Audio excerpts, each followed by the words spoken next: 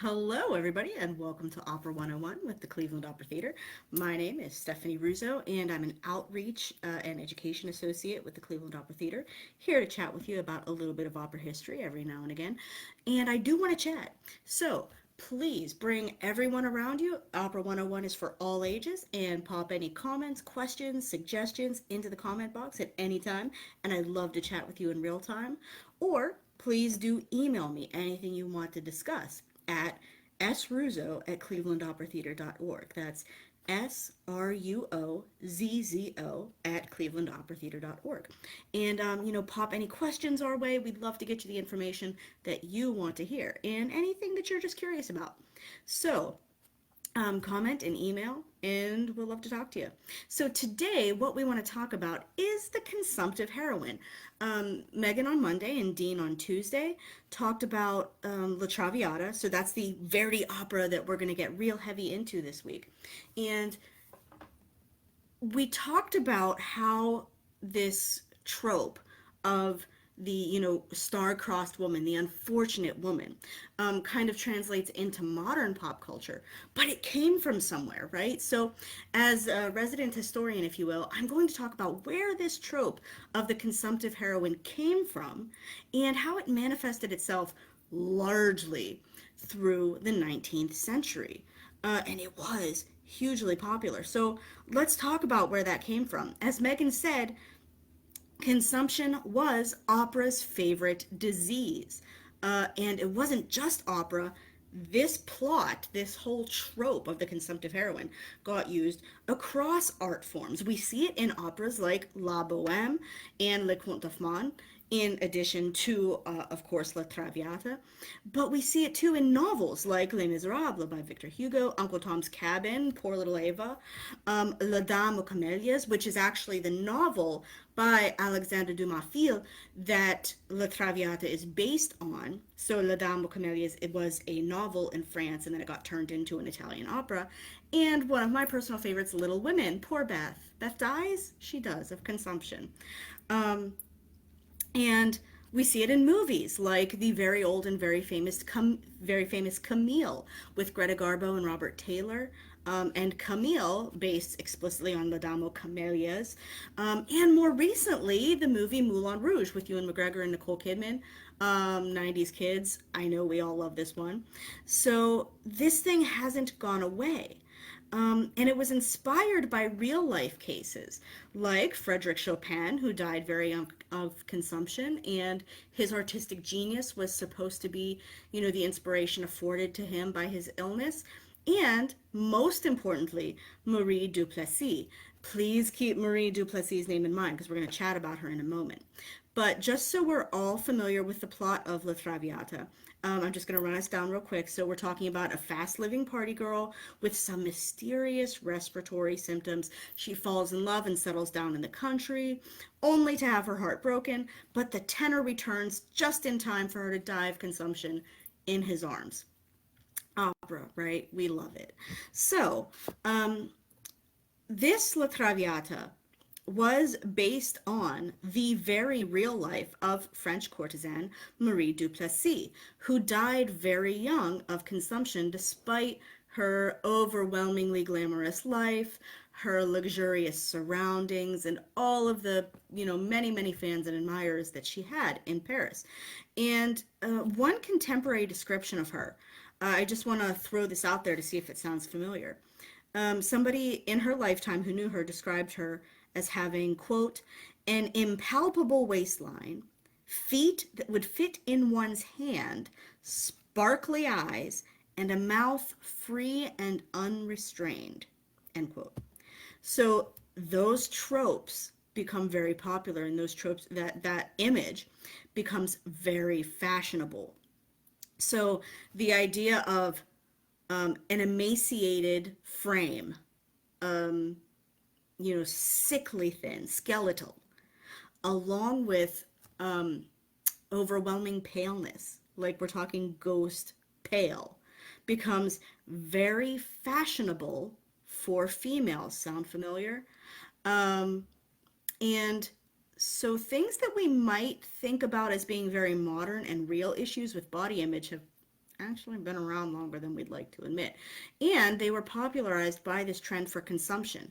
Young women would actually take small doses of arsenic to make their skin paler and to make themselves look more wasted and emaciated. So danger, danger, young ladies and men. Um, and there was this constant contrast too between that wasted body and yet this heightened energy.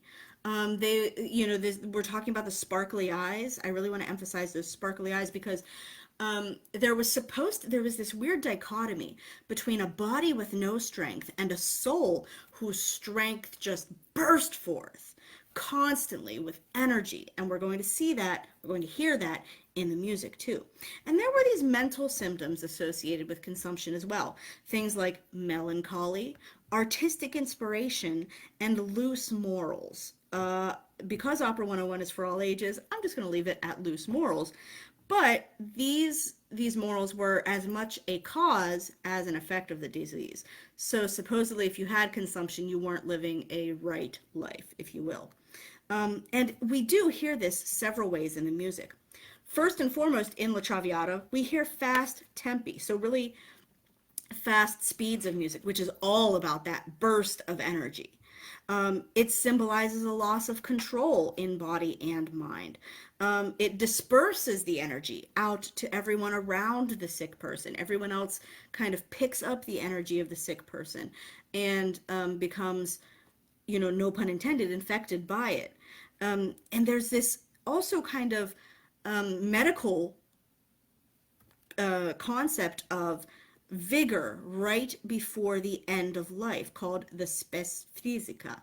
And say that 5 times fast if you like, but the consumptive heroine is not, because as soon as she experiences that spes physica, she is going to snuff out like a candle. There's this one last rapid burst of energy, and then that is her end time.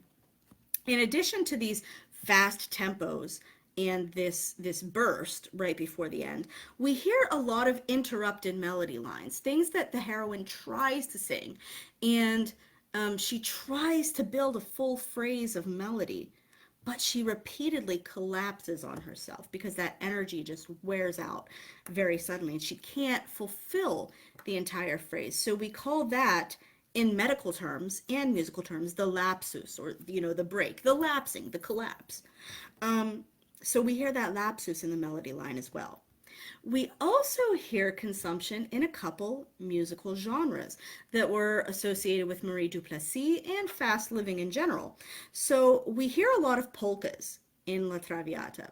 And the polka was a close couple dance. What I mean by that is a man and a woman would actually, like, you're not just holding hands or you're not doing the twist next to each other. You're actually holding each other in a dance. And so the polka was a close couple dance, popularized exactly in Paris in 1843-44 when Marie Duplessis became popular. So her rise was tied closely hand in hand with the rise of the waltz. I'm sorry, polka. And this polka is a very fast dance. Again, that burst of energy, the fast tempo. It's in what we call duple meter, so 2/4. And what that means is we have two beats alternating, strong beat, weak beat, bump, bump, bump, bump, bump, bump, right? That's our polka meter. And it's almost like a relentless march forward, where again, you lose control because it's just driving so fast and so hard hitting that it's almost impossible to keep up, and yet you get swept up in it. So this polka that we hear in La Traviata, the genre had associations with modernity and contemporaneity. It very much places us in the moment of mid-century Paris.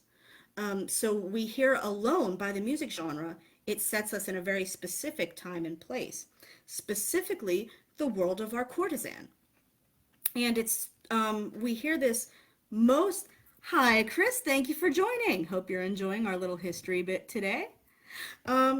So we hear this first and foremost right in the introduzione of La Traviata. So that orchestral we might sometimes like to think of it as an overture, but that orchestral bit that leads us into the opera, the introduzione, which I've put a link to in our video here. So please click on that link and listen to this gorgeous stuff. Um, and we hear these two distinct sections in the introduzione. The first is a very slow section, and the second is this hugely fast polka. So it starts out, the introduzione starts with this very plaintive theme, this crying, weeping, sad theme that tries to rise but falls back on itself. It just collapses, our lapsus. And it keeps coming back. We hear this theme continuously throughout the opera when Violetta is in her contemplative moods, when she's in her emotions, when she's feeling all the feels. That little plaintive theme that collapses gives way to this the Amami Alfredo scene. And Megan mentioned it on Monday when she showed the Pretty Woman clip. That Amami Alfredo bit is introduced in the introduzione, and it's our love theme throughout this opera. It's the beautiful lyric melody repeated with the and we hear it repeated after its first statement with these flourishy creeping counter melody introduced in the upper strings. So this love theme starts out, and then when it's repeated, we've got this other little thing creeping in kind of ominously. But this plaintive, beautiful love theme is interrupted all of a sudden by this crazy fast polka. And isn't that the story of Violetta's life? If we see the polka as representative of her consumption, she's centered in her inner self on this love for Alfredo, ama me Alfredo, love me Alfredo. And yet what tears her apart is this burst of polka, this crazy burst of consumption. And in the polka, what's really fascinating about it is that the accompaniment is at double the time of the melody. So, the melody representing our singer might be going at one speed, but the accompaniment is pulling her along and this orchestra is dragging her away. So the chorus, when it enters the polka, is kind of reminiscent of that creeping counter melody that contrasted the love theme just right prior to it. So again, we see this dichotomy between Violetta's inner self, that she wants to focus on her love, and her outer surroundings that are tearing her away. The other dance genre that we see in La Traviata and through which we hear consumption is the waltz. Now, the waltz was very scandalous in its origins. It was associated with being winded because it was so fast and whirling and you just completely revolved around each other, getting dizzy and giddy. But it was also perceived as morally deficient because, again, it was a close couple dance. When you think of dances up until the waltz, things like minuets, the partners would hold hands, but they wouldn't really be touching each other. They wouldn't be in close proximity to each other. They would just be standing next to each other. But with the waltz, that changed. And the waltz was the first dance where you really had to hold your partner close to you. And so it was scandalous. Only very, very immoral people would dance this way. And it's a dance in 3/4. So instead of that pattern of strong, weak, which is very regular that we hear with the duple meter polka, here we've got the irregularity of triple meter, 1, 2, 3, 1, 2, 3. And this dance was a whirling dance, both in sound and physically. And it could be a fast or a slow waltz, but it only became respectable fairly near the time of Marie Duplessis' rise, with the arrival of Johann Strauss in Paris in 1837. We hear several waltzes in La Traviata. We hear Libiamo nei lieti calici, that brindisi, dun, dun, bum, bum, ba, bum, bum, bum. That's a waltz. Sempre libera, which is interesting. It's Violetta's big Act 1 waltz where she declares that she will always be free. And it is a beautiful waltz, but it's the melody of the polka turned into a waltz. So that melody gets repeated and associated with a new emotion. We hear another waltz in the gambling scene, and in the big final duet between Alfredo and Violetta, where they say farewell to each other, Parigi o cara. And the waltz that I want to highlight, which I have also put a link to in our video, so please check it out, it's so gorgeous, is Addio del passato. And this is the moment when Violetta realizes she's going to die. She's saying goodbye to everything, and she's realizing that she's not going to have the happy ending that she wanted. So we contrast this very, very, very, very slow waltz with the whirling of Sempre, libera.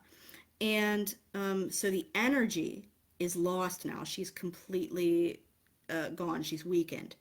The accompaniment is so sparse, just strings on beats 2, 3, and then 1 of every other measure. And it sounds kind of like an irregular heartbeat that's too weak to start and too weak to keep going for more than a couple seconds. The phrases during the verse are broken. They're interrupted by rests. The singer can't complete her phrase. She's just singing a few notes at a time. And she reaches up for this very high note and then freezes at the high note right before these lapsus moments. And in the refrain, she finally gains that strength to string the full line together. And it's a line of the greatest lyric beauty. And it's the spes fisica we were talking about right before she dies. Again, she ends on that high note before cutting off and then pausing for a few beats and ending on this cyclic ruminating figure. So that waltz, again, is showing us the consumptive heroine. So we hear this trope in La Traviata in several ways. And we see Verdi making this very fashionable, popular disease orally appealing and orally as popular as it was fictionally as popular. So next time you listen to La Traviata, try and pick out those signs and try and examine where the beauty of these arias and choruses are coming from. And I think we're going to hear that a lot of that beauty is coming from representations of consumption.